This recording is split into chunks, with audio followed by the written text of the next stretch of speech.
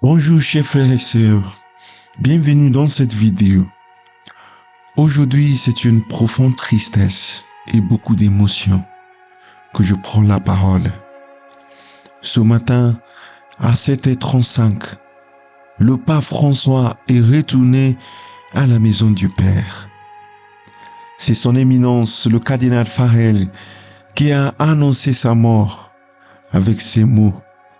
Il a dit: chers frères et sœurs, c'est avec une profonde tristesse que je dois vous annoncer la mort de notre Saint-Père François.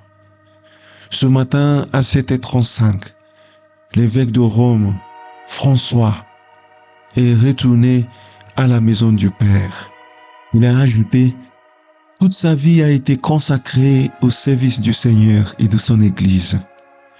Il nous a appris à vivre les valeurs de l'Évangile avec fidélité, courage et amour universel, en particulier en faveur des plus pauvres et des plus marginalisés.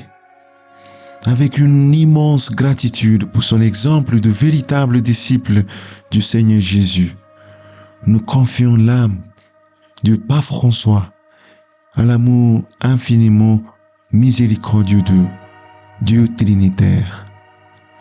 Ces mots simples et forts disent tout.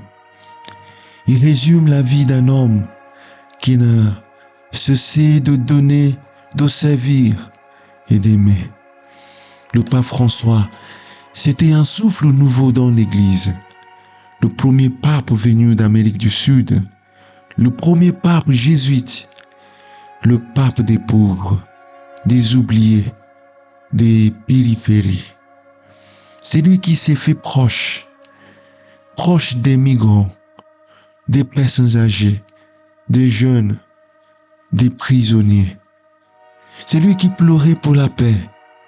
C'est lui qui n'avait pas peur de déranger, de secouer, pour remettre le Christ au centre. Aujourd'hui, l'Église est en deuil, mais elle n'est pas sans espérance.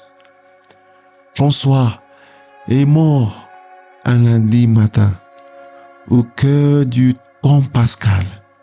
Ce n'est pas rien.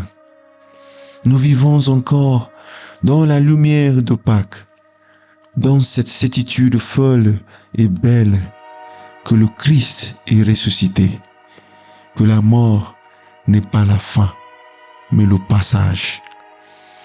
Et ce matin, François